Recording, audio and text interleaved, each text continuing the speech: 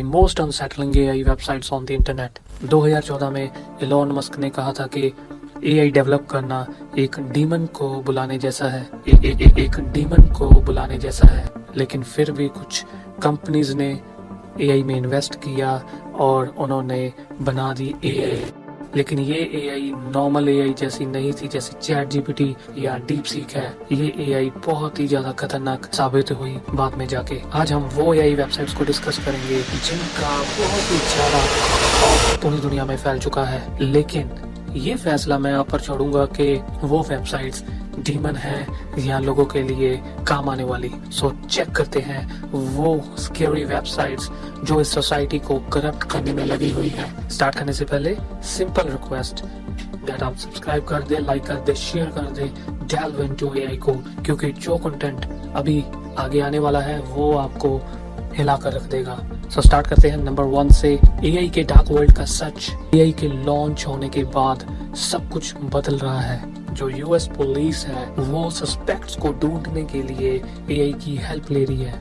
एक वेबसाइट है जिसका नाम है IDEMIA, फेशियल रिकॉग्निशन करती है और उसी रिकॉग्निशन की हेल्प से पुलिस क्रिमिनल्स को पकड़ लेती है।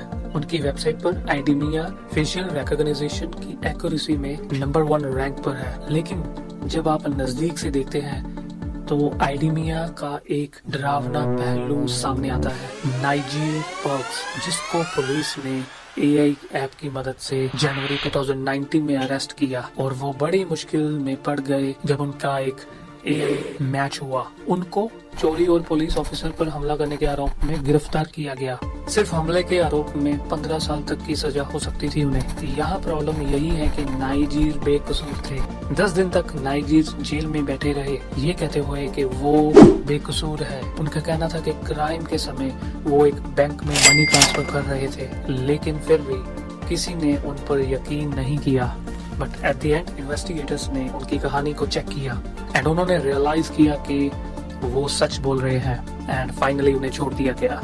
लेकिन पुलिस इतने यकीन से क्यों कह रही थी कि वो गिल्टी है? क्योंकि IDEMIA एक AI फेशियल रिकॉग्निशन सॉफ्टवेयर है जो बताता है कि नाइजीर कल्प्रिट है। It sounds crazy but how this happened? जब पुलिस ने केस की जांच शुरू की तो उनको क्राइम सीन पर एक डुप्लीकेट लाइसेंस मिला। उस पर असली नाम नहीं था, लेकिन फोटो सस्पेक्ट से मैच कर रही थी क्योंकि उनके पास सिर्फ एक चेहरा था। पुलिस ने फोटो को IDEMIA AI facial recognition system में डालने का फैसला किया।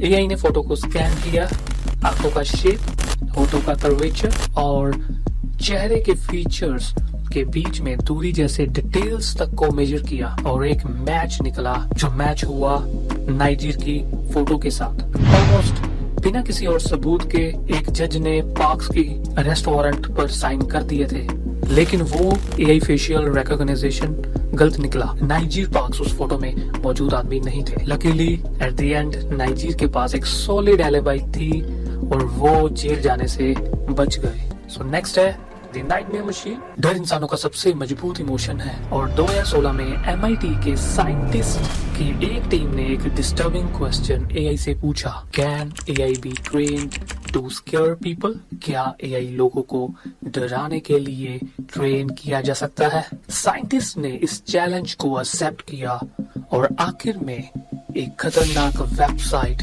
बना डाली जिसका नाम था the nightmare machine. Nightmare machine एक वेबसाइट है जो नॉर्मल पिक्स को भयानक मतलब स्केरी इमेजेस में बदल सकता है। ये images state of the art deep learning algorithms के इस्तेमाल करके बनती हैं। फॉर एग्जांपल, इस वेबसाइट पर अगर आप अपनी फैमिली की हंसती खेलती इमेजेस अपलोड करते हैं तो सेकंड्स में आपको एक भयानक और मॉन्स्टरस सीन पिक्स के रूप में दिखाई देगा। MIT रिसर्चर्स ने द नाइटमेयर मशीन्स को रियल लोगों को उसके डरावने क्रिएशंस दिखाकर टेस्ट किया और ज्यादातर व्यूअर्स ने कंफर्म किया कि इमेजेस बहुत ही डिस्टर्बिंग है, बहुत ही ज्यादा परेशान करने वाली थी। कुछ लोग तो वो पिक्स ज्यादा देर तक देख भी नहीं पा रहे थे। लेकिन यहाँ बड़ा सवाल यही है कि साइंटिस्ट ने AI को डराने के लिए कैसे ट्रेन किया? मतलब AI को ऐसी कौन सी कमांड दी कि वो लोगों को स्केयर कर सके? साइंटिस्ट ने ह्यूमन फीडबैक का इस्तेमाल किया, द नाइटमेयर मशीन को अपडेट किया और कॉन्टिन्यूसली वो उसको अपडेट करते रहे, उसका एल्गोरिदम पर काम करते रहे और same commands over and over again. AI को समझ आ गया था कि इंसान किस लेवल पर आकर स्केयर होता है कि इंसान को ऐसी कौन सी डिस्टर्बिंग इमेज दिखाई जाए कि वो डिस्टर्ब हो जाए। उन्होंने बहुत सारी इमेजेस चुनी और लोगों से उन्हें फियर के बेस पर रेट करने को कहा। विद टाइम साइंटिस्ट ने हजारों इंडिविजुअल्स के वोट्स कलेक्ट किए, ये आइडेंटिफाई करने की कोशिश करते हुए कि कौन से विजुअल एलिमेंट्स इंसानों में डर पैदा करते हैं। इससे एआई को सीखने के लिए एक फियर डेटाबेस मिला। लगभग 2 लाख से ज्यादा वोट्स डेटा के आधार पर एनालाइज किया गया कौन सी पिक्स डरावनी है और एआई ने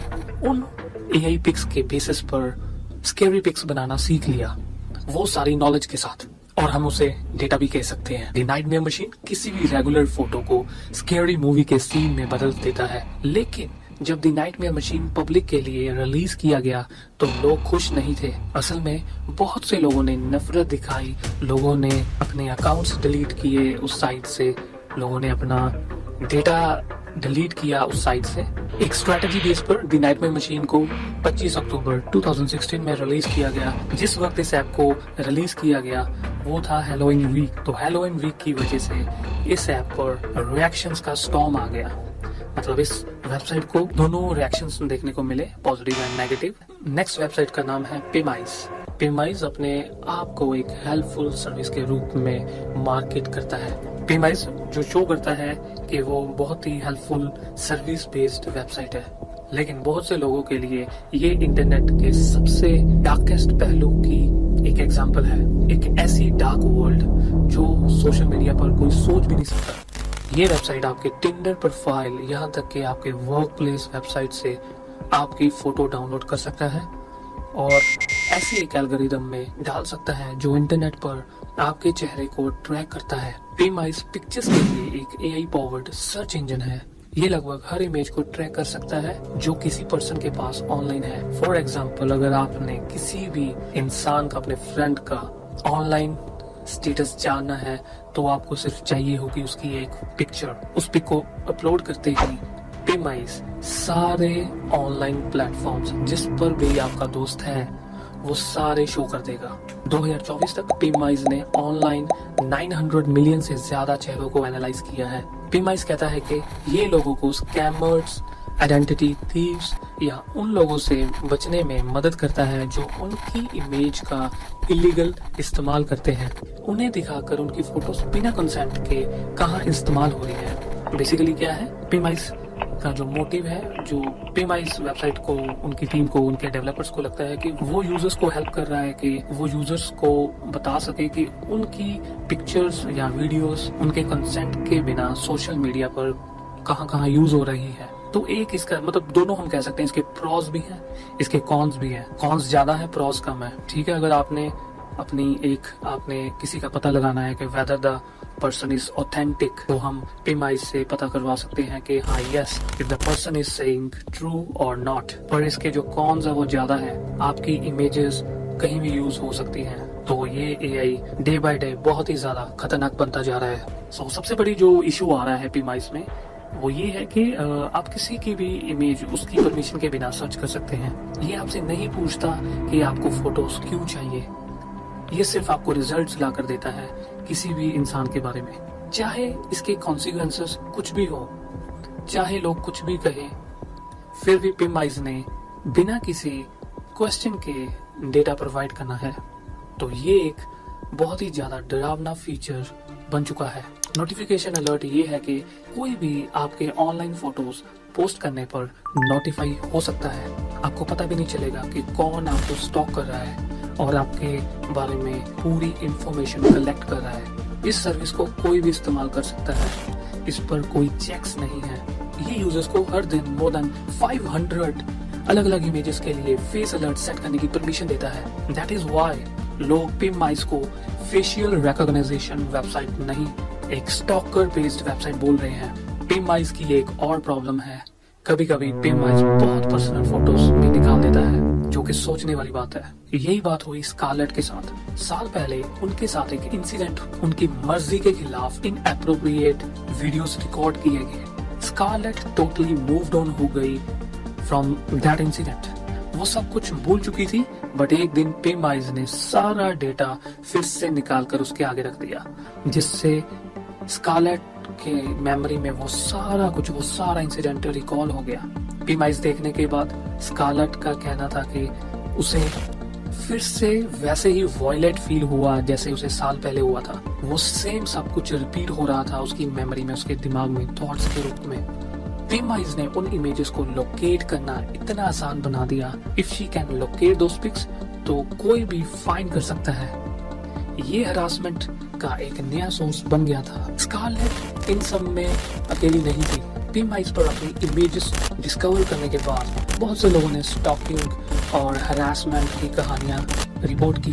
वर्स्ट पार्ट ये है कि पेमाइज ने अपनी पिक्चर्स हटवाना लगभग इम्पॉसिबल हो चुका है। एक जर्नलिस्ट नेट पॉलिटिक करके उन्होंने टेस्ट किया कि पेमाइज पर उन्होंने कमांड दी कि उनकी सारी पिक्स को डिलीट किया जाए, लेकिन आफ्टर 24 आवर्स जब उन्होंने फिर से सर्च की तो उनकी फोटोज वहीं की वहीं थी।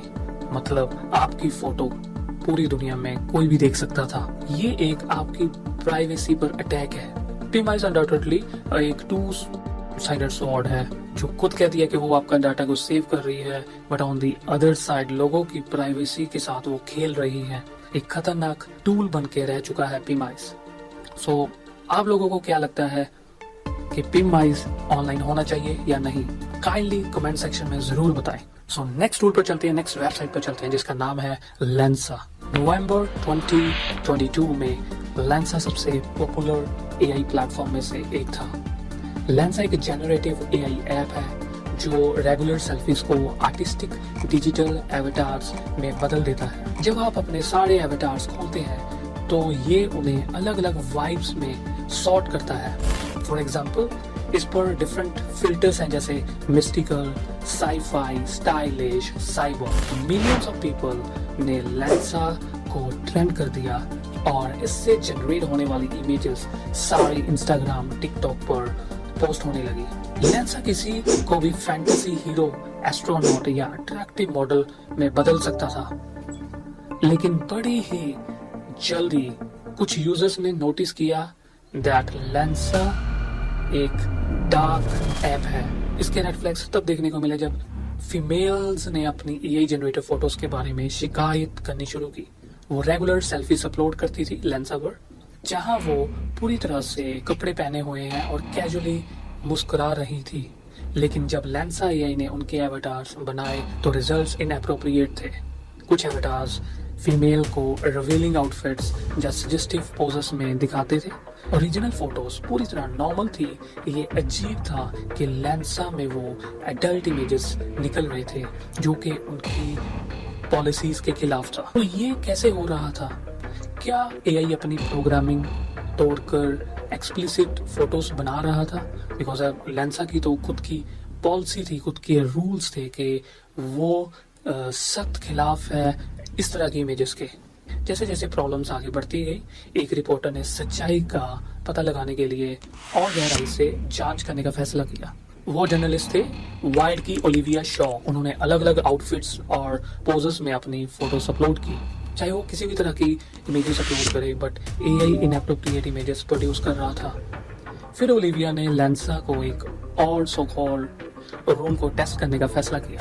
बच्चों के एवेटार्स जनरेट करने के लिए इसकी जीरो टॉलरेंस पॉलिसी। उन्होंने अपनी बस बचपन की फोटोज अपलोड की, इनोसेंट रिजल्ट्स की उम्मीद करते हुए, ऑल्दो वो इमेजेस और भी स्कैरी बन के निकली। बट रिजल्ट क्या निकला कि वो जो उनकी बचपन की फोटोज थी वो भी बहुत ही ज्यादा स्कैरी थी। ओलिविया ने अपनी सारी रिसर्च पर एक ब्लॉग पब्लिश किया। एक और प्रॉब्लम आ रही थी, कुछ फीमेल्स ने शिकायत करनी शुरू की कि उनके एवेटार्स उनके बिल्कुल भी नहीं मिलते थे। एक ने ट्वीट किया, लेंसा ने मुझे स्किनी, ब्लू आइड और स्मॉल क्यों बनाया? दूसरे ने कहा कि मैंने लेंसा ट्राई किया और इसने मुझे ह्यूज नॉकर्स वाली स्किनी ब्लॉन्ड बना दिया। लेंसा पर प्रॉब्लम्स बढ़ते ही जा रहे थे, मतलब लोगों की जो FAQs थे, शिकायतें थी, वो बढ़ रही थी। तो 23 में कंपनी ने AI को फीमेल्स के इनएप्रोप्रिएट पोर्ट्रेट्स बनाने के रोकने के लिए फिक्सेस पर काम करना शुरू किया। हमें देखना होगा कि ये काम करता है कि नहीं। अभी के लिए लेंसा अब भी स्ट्रॉन्ग है और बहुत से लोग अब भी इसका इस्तेमाल कर रहे हैं अपनी डेली लाइफ में। इसके फिल्टर्स यूज कर रहे हैं, इस यहाँ से जनरेटिव पिक्स निकाल रहे हैं और अपने सोशल मीडिया पर अपलोड कर रहे हैं। लेकिन इन सब के बीच में ये चीज का चेक रखना बहुत ही ज्यादा इम्पोर्टेंट है कि क्या हम किसी बुरी चीज को बढ़ावा तो नहीं दे रहे। तो ये चीज का डेली चेक करना बहुत ही ज्यादा जरूरी है, बिकॉज सोशल मीडिया अभी सेफ प्लेस नहीं रहा। दोस्तों, बाकी 4 टूल्स बताएंगे इस वीडियो के नेक्स्ट पार्ट में। वो 4 वेबसाइट्स कौन से हो सकते हैं आप गेस कर सकते हैं और मुझे बता सकते हैं कमेंट सेक्शन में। जिन्होंने ये वीडियो देखा, जिन्हें अच्छा लगा, वो प्लीज सब्सक्राइब करें, बिकॉज हम फ्यूचर में इससे भी बेहतर वीडियोस लेकर आते रहेंगे।